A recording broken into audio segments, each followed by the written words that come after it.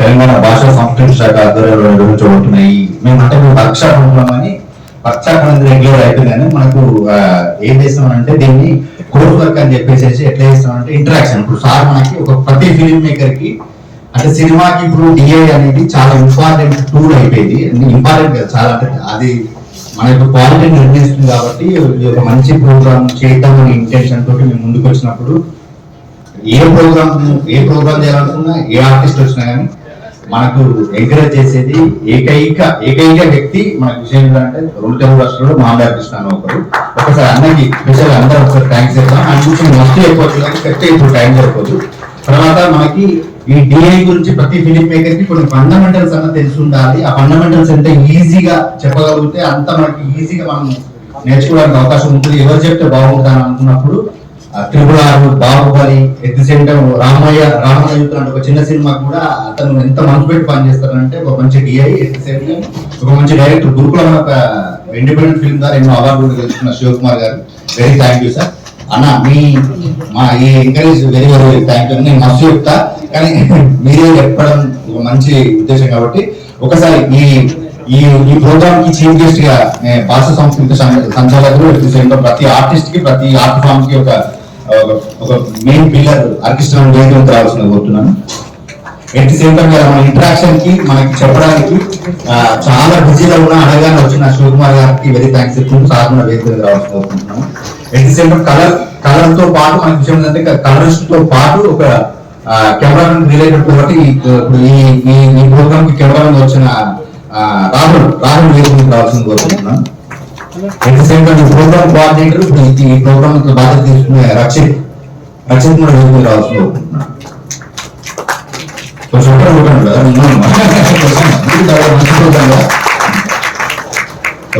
Thank you అన్న. అందరికీ నమస్కారం. Department of language and culture, government of Telangana మీ అందరికీ సాదర స్వాగతం పలుకుతుంది. మన డ్రీమ్ నిజంగా సినిమా అంటే it's not a technical one, neither a creative one. మనందరి సృజనాత్మకత, సాంకేతికత ఈ రెండింటి కలిసిన తర్వాత వచ్చే తెరరూపం సినిమా. కానీ నిజానికి చెప్పాలంటే మనలాంటి వాళ్ళకి, అంటే పర్టికులర్లీ యంగ్ ఫిల్మ్ మేకర్స్ కి ఎవరికైనా సినిమా అంటే అది సాంకేతికత కాదు, నేదర్ సాంకేతికత నా సృజనాత్మకత. ఇట్ ఈస్ ఒక స్వప్నం, ఒక కళ, ఒక లాంగ్ చెరిష్డ్ డ్రీమ్, ఒక unfulfilled dream. Rather, I can tell you, dare enough to tell you that it is an unfulfilled dream. Or else ఇంకా చెప్పాలంటే a dream undreamt of. ఒక డ్రీమ్ స్వప్నించని స్వప్నం అది, అంటే మీరు కలలు కాని స్వప్నం అది, కలలు కనాలని కోరుకున్న స్వప్నం, కళ నిజం కాని స్వప్నం. అందుకే మనకు సంబంధించి మాత్రం సినిమా అంటే ఖచ్చితంగా స్వప్నమే, కళ మాత్రమే. ఆ కళలో ఏం చూపిస్తాం, ఎలా చూపిస్తాం, వ్యక్తులనా, వ్యవస్థనా, పరిస్థితులనా, పరిశీలననా, ప్రదేశాలనా, ప్రాంతాలనా, ఏం చూపిస్తాం? ఆ చూపించేది మీ కళలోంచి, మీ కెమెరా కళలోంచి ఎలా చూపిస్తాం? ఇది దాని మొత్తం ఎసెన్స్. మీరు చెప్పాలనుకున్న వ్యవస్థని, ఒక సూత్రాన్ని, ఒక అంశాన్ని, ఒక సత్యాన్ని, ఏదో ఒక మీరు అనుకుంటున్న ఒక విషయాన్ని చెప్పడానికి దానికి అల్లుకుంటారు మొత్తం. ఎంత అల్లుకుంటారంటే క్యారెక్టర్స్ అల్లుకుంటారు. క్యారెక్టర్స్ మరి ఎక్కడో గాల్లో తేలియాడితే కాదు కదా, దానికి తగినట్టుగా బ్యాక్గ్రౌండ్ ని, అంబియన్స్ ని, సిచ్యువేషన్స్ ని, లొకేషన్స్ ని ఎన్నుకుంటారు. లొకేషన్స్ ఉండి క్యారెక్టర్స్ ఉంటేనే సరిపోదు కదా, వారి మధ్య ఇంటరాక్షన్ జరగాలి. వారి మధ్య ఇంటరాక్షన్ జరగాలంటే కావాల్సింది ఏంటి? వాళ్ళ మధ్య ఉండే అనుబంధ సంబంధ బాంధవ్యాలు ఏంటో తెలియాలి. ఆ అనుబంధ సంబంధ బాంధవ్యాలు కావడానికి కావాల్సిన ఒక నేపథ్యాన్ని క్రియేట్ చేయాలి. అందరికీ కావాల్సిన ఒక కామన్ ఎలిమెంట్ ఒకటి క్రియేట్ చేయాలి. అంటే ఇన్ని చేసి ఆ తర్వాత కథనంతా నడిపించాలి. అది నడిపించడం కూడా ఏదో ఇట్లా వచ్చింది పోయినట్టు కాదు. 1 2 3 4 5 6 7 8 10 ఇది ఒక పద్ధతి. అంటే ఇట్లా కరెక్ట్ గా ఒక ఆర్డర్ లో, సిస్టమేటిక్ గా ఇట్లా ఆర్డర్ లో చెప్పేది ఒక పద్ధతి. కథని 5 దగ్గర మొదలెట్టి 4 3 2 1కి వెళ్ళి తర్వాత మళ్ళీ 6 7 8 9 10కి వెళ్ళడం ఉంటది ఒక పద్ధతి. కథ మొదలెట్టడమే 10 దగ్గర మొదలెట్టి 1, 2, 3, 4, 5 దగ్గర ఆఫ్ చేసి మళ్ళీ 7 చూపించి 8 చూపించి 9 చూపించి 5, 6 క్లైమాక్స్ తీసుకెళ్ళడం ఒక పద్ధతి. ఇంకా మీరు ఎన్ని కాంబినేషన్స్ పెట్టుకోవచ్చో మీ ఇష్టం సార్.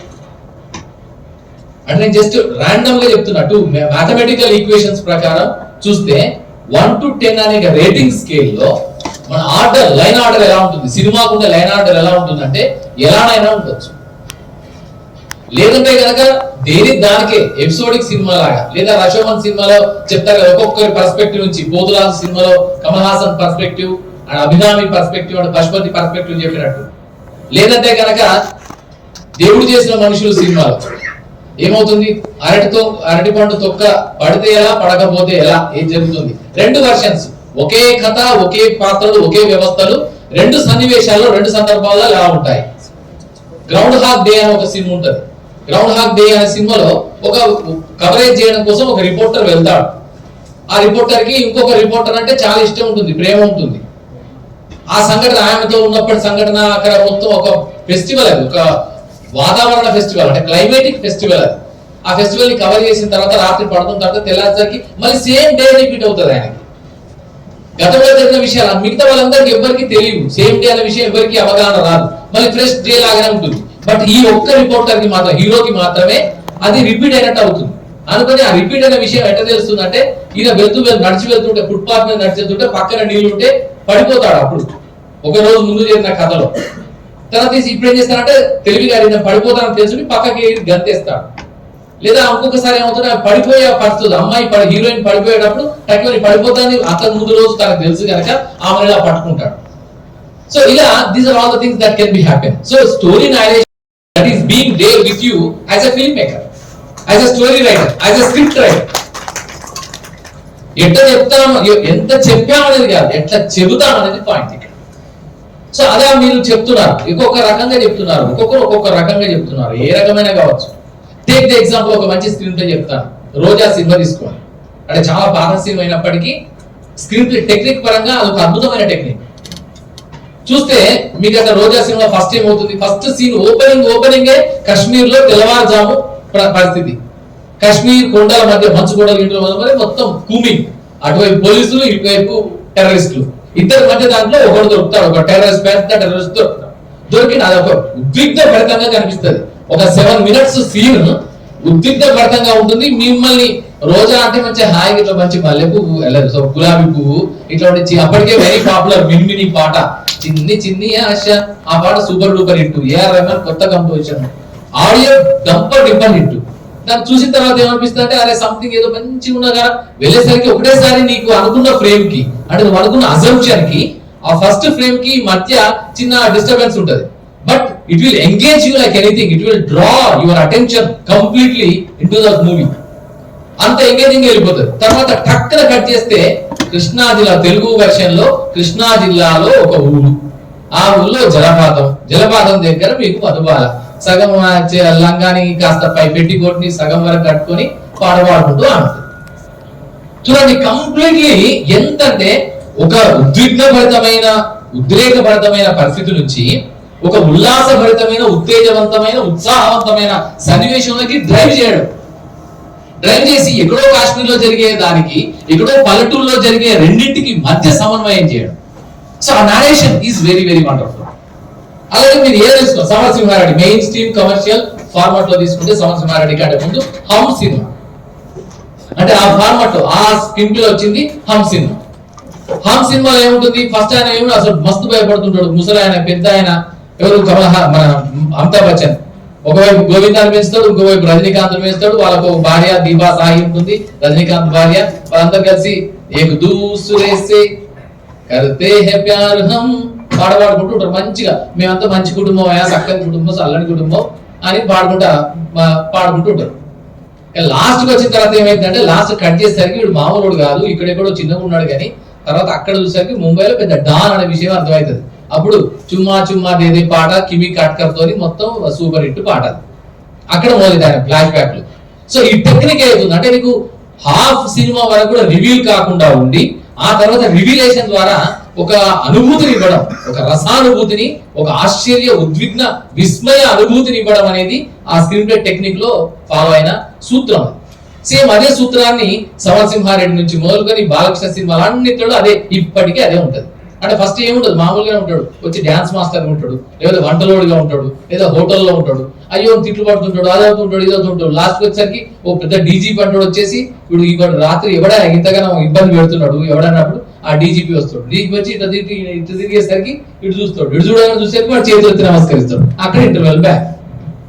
తర్వాత తీసేసరికి ఏమవుతాడు, వాడు మొత్తం అక్కడ రాయలసీమలో పెద్ద ఫ్యాక్షనిస్ట్ లీడరు, తెల్ల డ్రెస్లు వేసుకొని మీసాలు వేసుకొని కత్తులు పట్టుకొని పోతాడు కదా. సో అంటే this type of screenplay is having its an origin on Hum సినిమాలో ఉంది. సో ఇవన్నీ మనం స్క్రీన్ ప్లే గురించి మాట్లాడుతున్నాం. మొన్న మధ్య వచ్చిన సినిమా కూడా ఉంది, ఏది మన ఖుషి సినిమా ఉంది. ఖుషి సినిమాలో చూడండి, మొత్తం ఫస్ట్ అంటే ఒక పర్స్పెక్టివ్ లో వెళ్ళిపోతుంటుంది. సో పెళ్లి తర్వాత అది. అలాగే మీరు వరల్డ్ ఫేమస్ లవర్ సినిమా తీసుకోండి, వరల్డ్ ఫేమస్ లవర్, లేదా గీతా గోవిందం సినిమా తీసుకోండి. Anything, any sort of the movie తీసుకుంటే ఇప్పుడు మనం తీసుకున్న 1 to 10 అనే నామ్స్ లో కథని ఎక్కడ మొదలెట్టి ఎటు వెళ్తున్నాం అంటే ఫస్ట్ నుంచి 10 వరకు చెప్పడం ఒక పద్ధతి, 5 లో మొదలెట్టి వెనక్కి వెళ్ళడం లేదా ముందుకు వెళ్ళడం ఒక పద్ధతి, 5 దగ్గర మొదలెట్టి 5, 6, 7, 8 పెట్టి మళ్ళీ 1, 2, 3, 4 చెప్పి తర్వాత 9, 10 లాస్ట్ లో చెప్పడం ఒక పద్ధతి. అంటే ఇట్లా రకరకాలుగా చెప్పడం వల్ల దేనికోసం మరి ఇంతెందుకు తిప్పలు? కథ చెప్పొచ్చు కదా, రాముడు పాపం లేదు, అక్కడ దశరథుడు, కౌసల్య, సుమిత్ర, కైకేయి 3 భార్యలు ఉన్నారు, పిల్లలు కాలేదు, పుత్రకామేష్టి యాగం చేసిన తర్వాత ఆయన వచ్చాడు, దానికి ఋష్యశృంగుడు సారథ్యంలో చేసిన పుత్రకామేష్టి యాగం తర్వాత పాయసం వచ్చింది, పాయసం యజ్ఞం నుంచి ఆ అగ్నిదేవుడు పాయసం ఇచ్చాడు, పాయసం ఇస్తే ముగ్గురికి ఇచ్చాడు, 4 కొడుకులు పుట్టింది. ఇప్పుడు తర్వాత చిన్నగా పెద్దగా అయిపోయాడు, శ్రీరామచంద్రుడు అయ్యాడు. ఆ తర్వాత ఆయన విశ్వామిత్రుడు వచ్చిండు, వచ్చి అయ్యా మేము అక్కడ పెద్ద యజ్ఞం చేస్తాను, మాకు నువ్వు కావాలి అనేసరికి మనం ఆ సైన్యం అంతా తీసుకుపోంటాడు.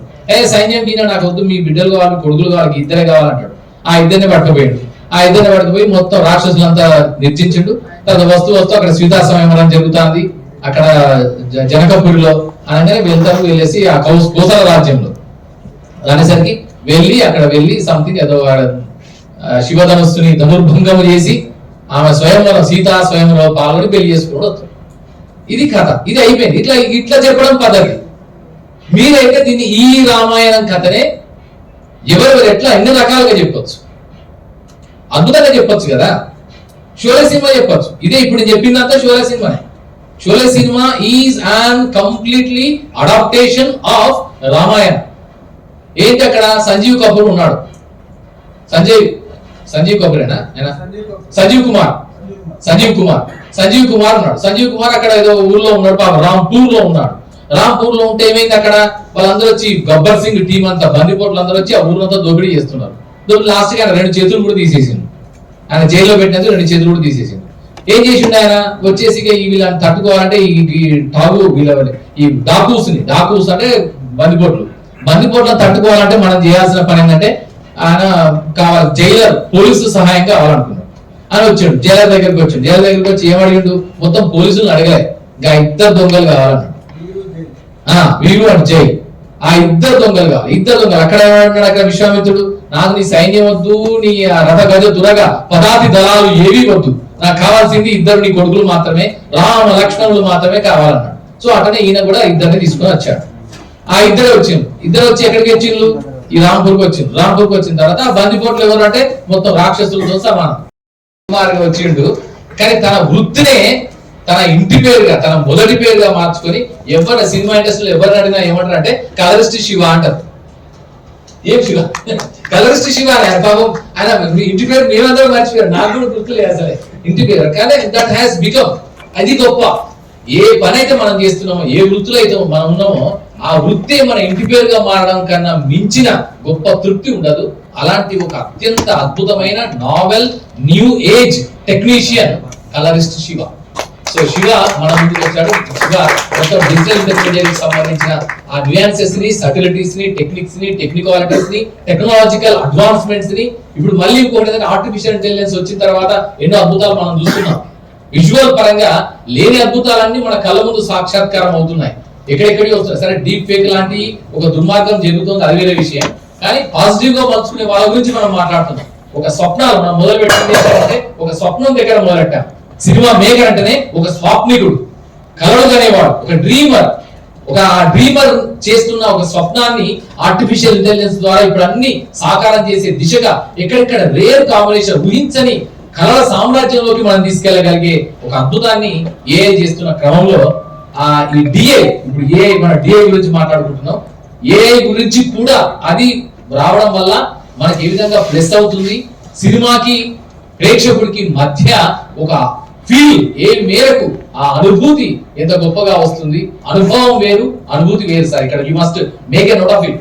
Experience is very much different from that of the feel. Experience అనేది అనుభవం, మీరు పొందే ఫీల్ అనేది మీరు మనసు పూర్వకంగా, హృదయపూర్వకంగా దాన్ని స్వాగతించేది, ఆశ్వాసించేది, ఆవహించుకునేది మిమ్మల్ని. సో అలాంటి ఒక ఫీల్ రావడంలో ఈ డిజిటల్ ఇంటర్మీడియరీ ఎలాంటి కృషి చేస్తుంది, కలర్ ప్రాసెస్ ఎలా ఉంటుంది, కలర్ ప్యాలెట్స్ ఎలా ఉంటాయి, దేనికి ఏ కలర్ ప్యాలెట్స్ అయితే బాగుంటుంది అనే విషయాలని తను మొత్తం మనం డీటెయిల్ గా చెప్తాడు కలరిస్ట్ శివ. అందుకని కలరిస్ట్ శివకి ఒక్కసారి we must give a huge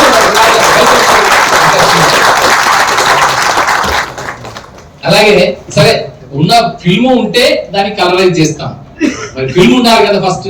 దానికి ఒకటి సెల్యులాయిడ్, మనం ఒకప్పుడు సెల్యులాయిడ్ అన్నాము, రీల్ అన్నాము, ఇప్పుడైతే ఫిల్మ్ ఒకటి ఉండాలి కదా. ఆ ఫిల్మ్ ను తీసేది ఎవరంటే ఖచ్చితంగా డిఓపినే, డౌటే లేదు. డైరెక్టర్ ఎన్ని చెప్పినా, స్క్రిప్ట్ రైటర్ ఎన్ని చెప్పినా, యాక్టర్స్ ఎంత నటించినా అవి కరెక్ట్ గా ఫ్రేమ్ లో ఒదిగేలాగా, ఆ కథా గమనానికి అనుకూలంగా, ఆ కథలోని సన్నివేశాన్ని మరింత బిగువుగా, మరింత గొప్పగా చిత్రీకరణ వచ్చేలాగా చేయగలిగే సామర్థ్యం ఉన్నది ఓన్లీ కెమెరామెన్ కే, డిఓపికే. అలాంటి ఒక యంగ్ మంచి promising DOP Rahul. So Rahul చూస్తే చిన్నపిల్లగా ఉంటాడు కదా, ఎప్పుడు వచ్చామనేది కాదన్నయ్య, బుల్లెట్ దిగిందా లేదా ప్యాచ్. సో అందుకని ఇక్కడ ఎంత ఉన్నామని కాదు, ఎంత చిన్న వాళ్ళం అనేది కాదు, ఎంత టెక్నాలజీ మనకు తెలుసు, ఎంత అద్భుతంగా సినిమాలు తీస్తున్నాం. ఆయన తీసిన సినిమాలు మీకు ఇప్పుడు చెప్తాడు, చెప్పిన తర్వాత మీరే ఆశ్చర్యపోతారు. ఖచ్చితంగా I'm assuring you, you will get amazed. ఈయన కళలో చాలా మనం చూసింది సినిమా అని. సో అంత చక్కగా ఆ విజువలైజ్ చేయగలిగే జ్ఞానము, క్రియేటివిటీ, టెక్నాలజీ ఇవన్నీ తెలిసిన రాహుల్ మనకు సినిమాకు సంబంధించిన ఈ విశేషాలని, డిజిటల్ ఇంటర్మీడియట్ సంబంధించిన ఆ ఒరిజినల్స్ ని ఎలా తీస్తే బాగుంటుంది అనే విషయాన్ని చాలా చక్కగా చెప్తాడు. తర్వాత మన రక్షిత్ ఉన్నాడు, రక్షిత్ దీన్ని మొత్తం కోఆర్డినేట్ చేస్తున్నాడు. షరతులు వర్తిస్తాయి సినిమాకి, ఎడిటింగ్ చేశాడు, చాలా చక్కగా ఎడిటింగ్ చేశాడు. నేనైతే అనుకుంటాను సినిమా అంటే ఎడిటింగ్, నా వ్యక్తిగత అభిప్రాయం. అంటే ఎంత తీసామన్నది ఒకవైపు అయితే, దాన్ని ఎంత కరెక్ట్ గా క్రిస్ప్ గా కట్ చేసామన్న దాన్ని బట్టే సినిమా యొక్క అది ఉంటుంది, అంటే దాని టెంపో మెయింటైన్ అవుతుంది, ప్రేక్షకులను కూర్చొని పెట్టగలుగుతాం. సో అందుకని ఒక చక్కని మంచి promising young editor Rakshith. So Rakshith వీళ్ళందరూ కూడా మీకు ఈ విశేషాలన్నీ పంచుకుంటారు. అందుకని మీ అందరికీ department of language and culture, government of Telangana welcomes you with warm heart to extend your knowledge, to expand your wings and to dream more in the days to come, to become a filmmaker and to make wonderful movies in the days to come and contribute a lot at your level to the world of film. All the best. Thank you Anna. A subject అయినా చాలా బాగా చెప్పారు. Thank you, very very very thank you. మనం శివకుమార్ గారి interaction దగ్గరికి వెళ్ళే ముందు శివకుమార్ గారికి ఇంత టైం కేటాయించినందుకు హరికృష్ణ అన్న ద్వారా చిన్న సత్కారం నడిచేద్దాము ప్లీజ్. ఒక 2 minutes.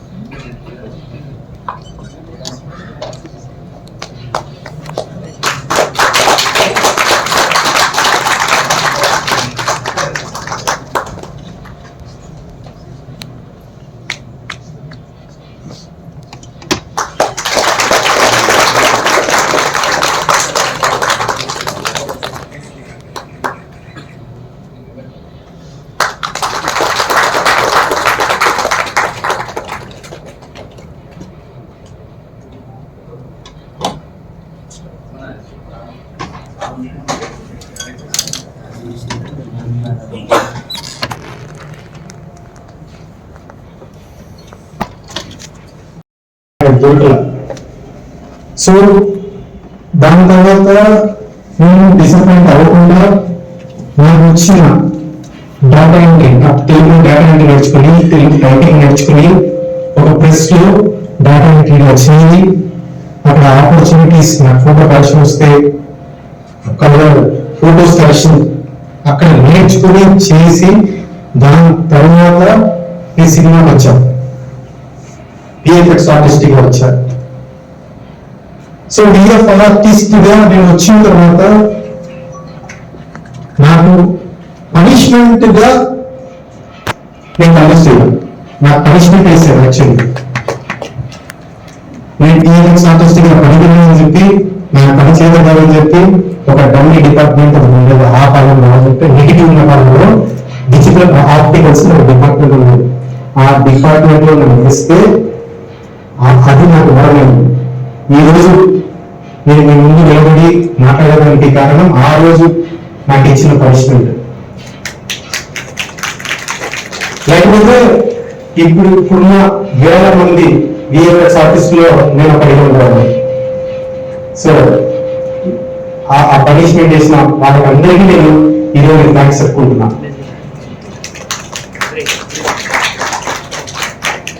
నెక్స్ట్ ఇంకా మన సబ్జెక్ట్కి వస్తే, ఇక వచ్చిన వాళ్ళు ఎవరెవరు డిఓపీస్ అంటే కెమెరా డిపార్ట్మెంట్ నుంచి ఉన్నారు, ఎవరు డైరెక్టర్ డిపార్ట్మెంట్ నుంచి ఉన్నారు, ఎవరు స్టూడెంట్స్ ఉన్నారు, ఒక్కసారి నాకు తెలిస్తే నేను ఎక్కడి నుంచి స్టార్ట్ చేయొచ్చు, ఏం చెప్పొచ్చు అనేది ఒకటి ఉంటుంది. ఎవరో కొంచెం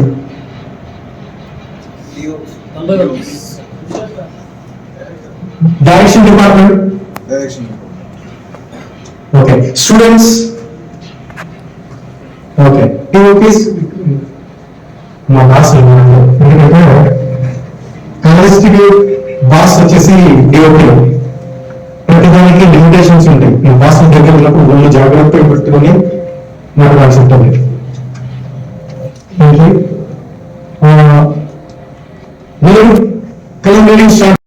నెక్స్ట్ లెసన్ అంటే నెక్స్ట్ ఫ్యూచర్ కి మీకు ఉపయోగపడుతుందని చెప్తున్నా. నాకేం తెలుసు, నేను ఎక్కువ మాట్లాడుతున్నాను, దయచేసి ఎవరు అనుకోవద్దండి. చాలా మంది డిఓపీలు ఒక కథ, డైరెక్టర్ డిఓపి ఇద్దరు కలిసి ఒక కథ అనుకుంటారు. కథ అనుకున్న తర్వాత దానికి ఒక స్టోరీ బోర్డ్ వేసుకోవడం, ఇంకోటో చేస్తారు.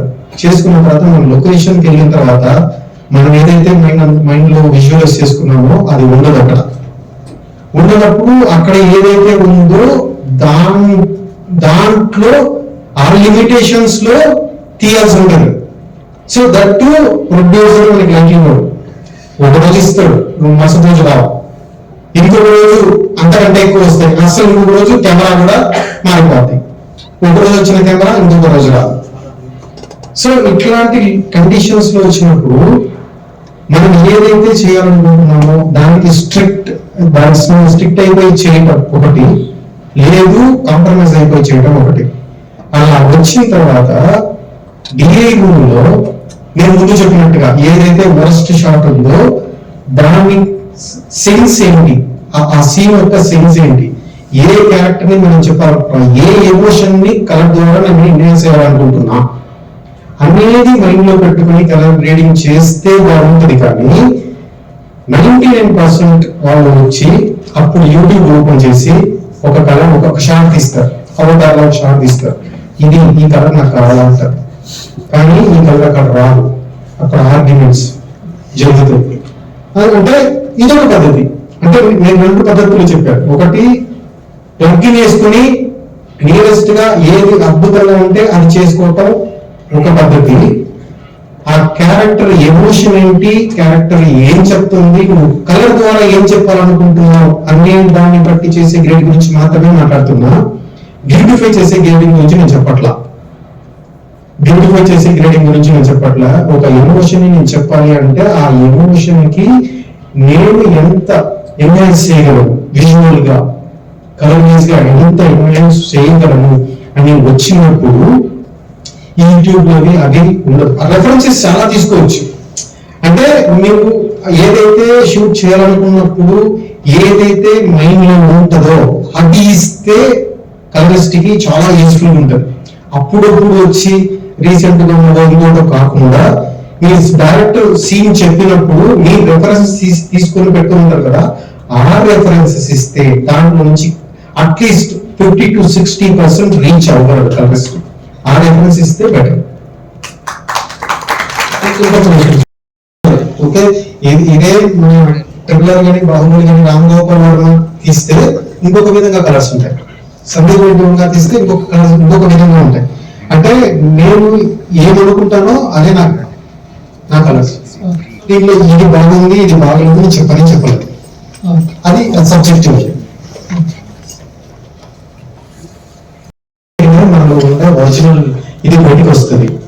నా పర్సనల్ ఒపీనియన్ ఏంటంటే ఈ 4 సంవత్సరాలలో కలరిస్ట్ అనేవాడు ఉండడు, ప్రతి ఒక్కరూ కలరిస్ట్ అవుతారు. సో వాళ్ళ మూవీని వాళ్ళే గ్రేడ్ చేసుకుంటారు. సో అలాంటప్పుడు ఈ నాలెడ్జ్ ప్రతి ఒక్కరి దగ్గర ఉంటే మంచి అవుట్పుట్ వస్తుంది. ఒకరి మీద డిపెండ్ అవ్వాల్సిన అవసరం ఉండదు. ఇప్పుడు మనిషి ఉన్నాడు, తన సినిమా తనే చేసుకుంటున్నాడు. సో ఇది ఇట్లాంటి వాళ్ళకి నాలెడ్జ్ ఉందనుకోండి. సో ఇట్లాంటిది ప్రతి కెమెరామెన్ లిమిటేషన్స్ తెలిస్తే ఏం చేయాలా ఏం చేయకూడదు అనేది కెమెరా పెట్టేటప్పుడే తెలిసింది అనుకోండి, ఇంకా స్ట్రగుల్స్ లేకపోతే నాకు పెట్టినప్పటి నుంచి మనం అనుకున్నది వేరే, కలెక్టర్స్ దగ్గర వచ్చేది వేరే ఉండదు. అసలు రాక స్ట్రగుల్ పడుతూ ఇదెందుకు రాలే అదెందుకు రాలే అని అప్పుడు యూట్యూబ్ లో వెతికి చేసేదానికంటే ఈ నాలెడ్జ్ ఉంది అంటే ఏదో వస్తుంది, మీకు కాన్ఫిడెంట్ ఉంటుంది, ఇది నా ఇమేజ్ ఇలా వస్తుంది అన్నప్పుడు తలకి తడిపుడు వేసుకుని పడుకోవచ్చు. జరిగిన అనుభవాలు ఏంటి అవన్నీ ఏంటి అనేది నేను కెమెరా సెక్షన్ లో డిస్కస్ చేద్దాం అనుకుంటున్నా. సో ఈ రోజు మీరు అడిగిన డౌట్స్ లో కూడా నాకు కొన్ని ఆన్సర్స్ ఉన్నాయి, అవి కూడా నేను గుర్తుంచుకొని ఎల్లుండి నేను అన్నిటికీ డెఫినెట్ గా విత్ ఎగ్జాంపుల్స్ తో సహా వస్తాను. అంటే మీరు చేసిన ఇంకా అంటే రెఫరెన్స్ బందూక్ అని ఒక మూవీ చేశాను, తర్వాత హాట్స్టార్ లో ఒకటి జగమే మాయా అని ఒకటి ఉంటది. సో నెక్స్ట్ వీకెండ్ లో ఆహాలో ఒకటి కరీంనగర్ మోస్ట్ వాంటెడ్ అని ఒక వెబ్ సిరీస్ రిలీజ్ అవుతుంది. ఇప్పుడు వస్తుందా? Very good, nice sir. నేను ఈరోజు ట్రయల్ చూసాను, బాగుంది sir Karimnagar. Sir web series కి ఇప్పుడు వచ్చే మూవీస్ కి ఇది ఇట్లుంటే బాగుంటుంది అట్లుంటే బాగుంటుంది ఎంతసేపు చెప్తున్నాను కదా. ఫస్ట్ టైం నేను డైరెక్షన్ చేసిన తర్వాత ఆ షార్ట్ ఫిల్మ్ పెట్టుకుని నా స్క్రీన్ లో గ్రేడ్ చేయాలనుకున్నప్పుడు 10 నిమిషాలు నా చేతులు ఉంటే అసలు ఏం చేయాలో నాకు అర్థం లేదు. అంతా షూట్ అంతా అయిపోయింది, అన్ని తీసుకుని వచ్చాం, ఇలా ఉండాలని మైండ్ లో ఉంది. సో డాక్టర్ తన కూతుర్ని ఆపరేషన్ చేయాలనుకున్నప్పుడు చేతులు ఎట్లా ఉంటున్నాయో అలా 10 నిమిషాలు నాకు ఏది కాలేదు, కొంచెం ఏదో చేశాడు, బయటికి వెళ్ళిపోయాడు, మళ్ళీ అరగంట తర్వాత వచ్చాడు, మళ్ళీ చేశాడు, నచ్చలా, మళ్ళీ బయటికి వెళ్ళేసి 1 గంట సేపు రెస్ట్ తీసుకుని వచ్చి ఆ షార్ట్ ఫిల్మ్ ని అరగంటలో గ్రేడ్ చేశాడు.